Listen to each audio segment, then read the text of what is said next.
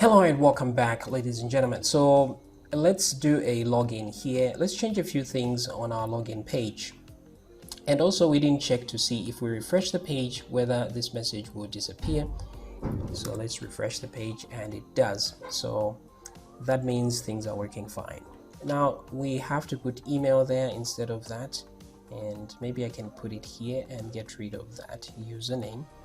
So let's go to the login view page, and right here where it's username, it should be email. Maybe this as well, like that. Okay, and then password, that's fine. So let's put name on our input. Oh, there's name there, so this should change to email. Okay. And by the way, I forgot to put back the required on the sign up page. So let's go back to the sign up view and select this required, which we had put a 1 at the end. Let's select all of those and then remove that part there.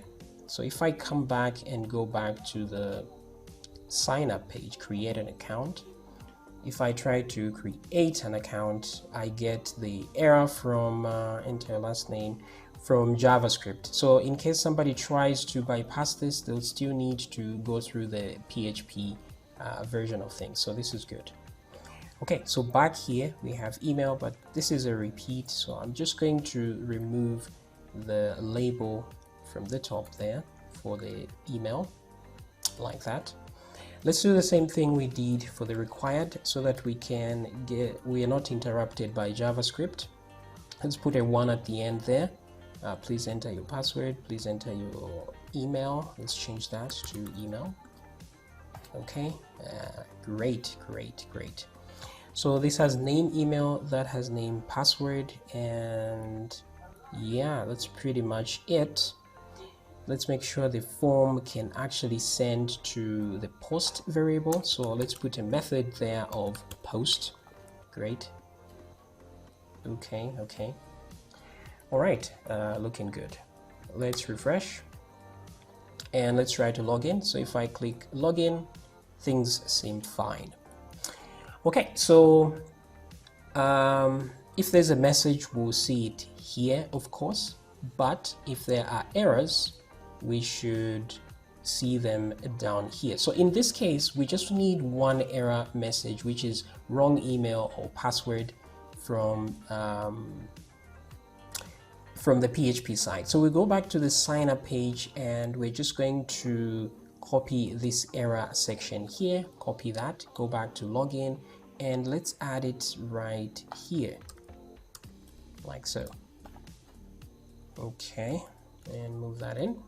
So it's for email, so that's fine. This is all we need really for our error messaging.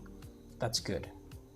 Okay, then here we can leave this on login like that, and then this side we will add our app name and close that so that we change the title as well. Okay, good. Okay, back here, actually, let's go now to the login controller, which is right here. In the sign up controller, we had this if statement, so we can simply wait a minute.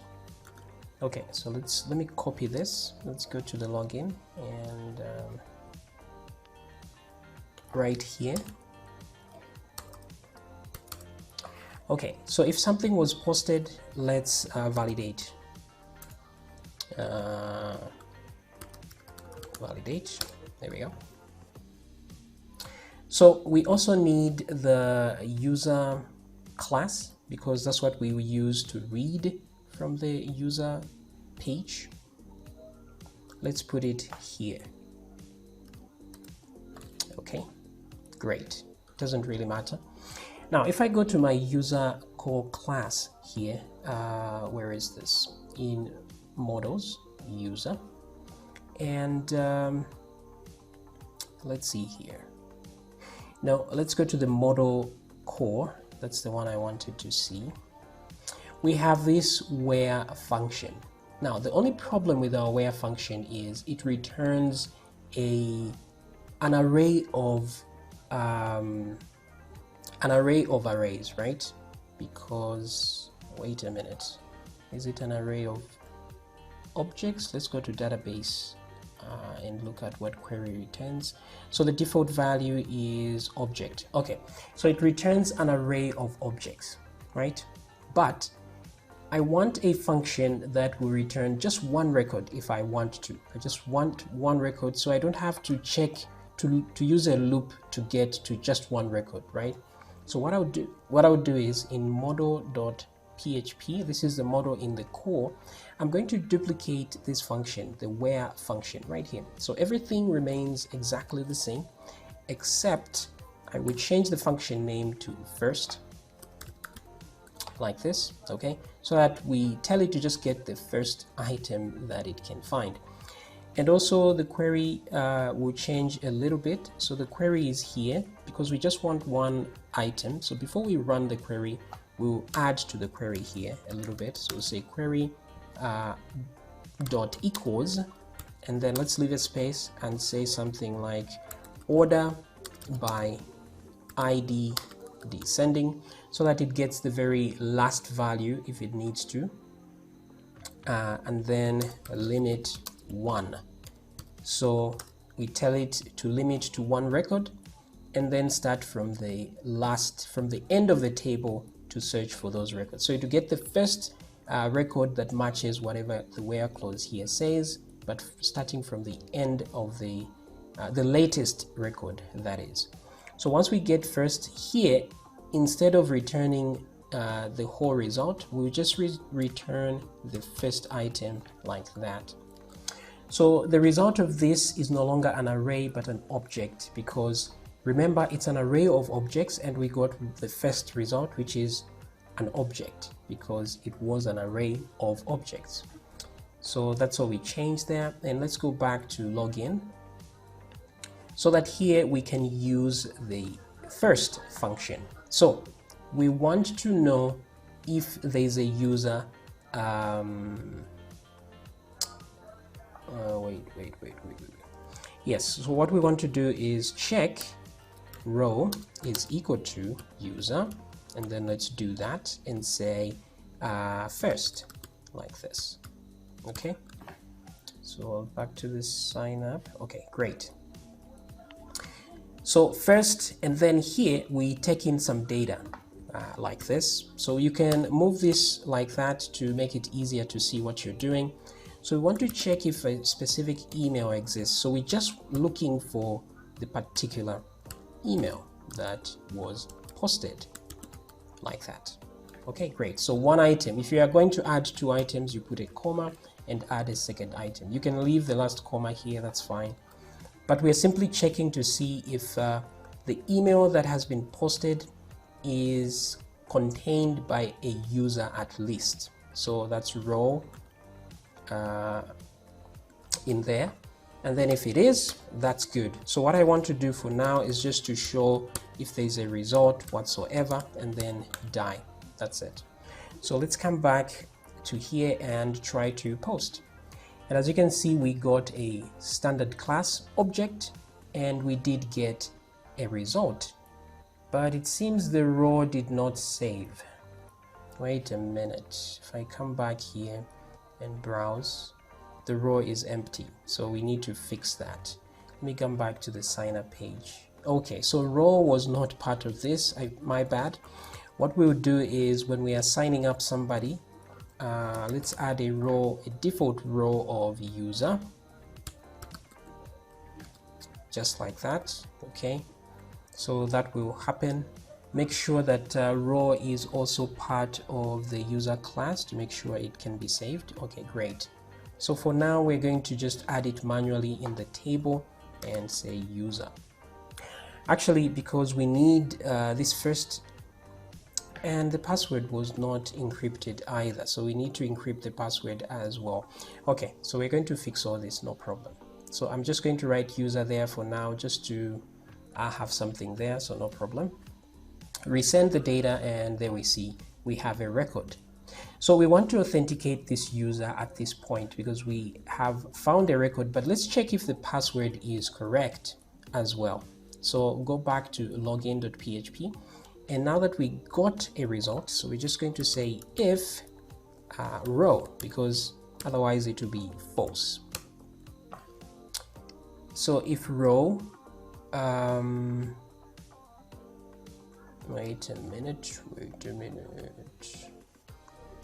Yeah, if row was correct, what will happen is we'll have, oh, and by the way, we need to have errors here. The way we did it in here, in the sign up, let's do the same thing here. Okay, great. So that if things fail, we come down, we reach this point, it means things didn't go well. It means something didn't work, because if it does, we'll redirect here. So at this point, I'll just say this is errors, and I'll say email because it's the only place where we're checking for errors at this point. We'll just say wrong email or password. Regardless what the error was, we don't really care at this point. We just tell them wrong email or password. They shouldn't know whether it was the email or the password for security reasons. So at this point, if things worked out well, it means we have an object here, and so we need to check if the password is correct as well. So I'm just going to say if row, because it's an object, we do that, password is equal to the password that was sent in the post, like that. If those two things are equal, then, oh, this one is not equal anymore, it's identical. So if those are equal, then authenticate, like that.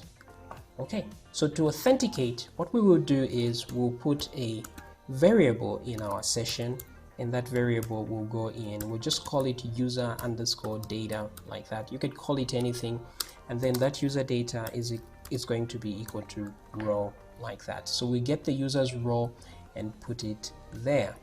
Okay, so now to know that somebody is logged in, we just need to check in our session to see if the user data exists, then we know they're logged in. And then after this, we're going to redirect them to our either home page, or I think let's redirect to the home page. So here I'll say redirect, and then let's go to home, like this. Okay, great. We don't need to show them a message because they'll see that they are logged in, so no big deal there. Let me save that. Okay, great. So let's test this and see if it's going to work just fine. So I'm going to refresh the page, come back to normal, and then put a wrong password, of course, and try to log in, and then we get wrong email or password. So let's go back to the login page. I think it's better if we have an alert like this one in this case. So what I would do is I will duplicate this like so, or instead let me cut this out from here and paste it there like this. Okay, but then instead of this, I'm going to copy the alert from there. Actually, let me just copy the left side of the div and put it here like so, and then closing div as well, like that. Paste. Okay, all right, good. That way we get a better message. Oopsie daisy. What happened? Document expired. Let's go back and try again. So login. Okay, wrong email or password. I think that's a better looking message than what we had. Then you can try again, and this time if we try the correct one, we end up logging in, I guess. Then also we need the set value, so let's put that real quick. Just like we added to the sign up view, value is equal to set value here for email. So I'm going to add that real quick so that the value can be repeated. So input on email, paste for value there. Same thing with the password, paste and change that to password. That way our previous values are preserved, so that if I add true there, it gets wrong email password, but it retains the values there. Okay, otherwise if everything is correct,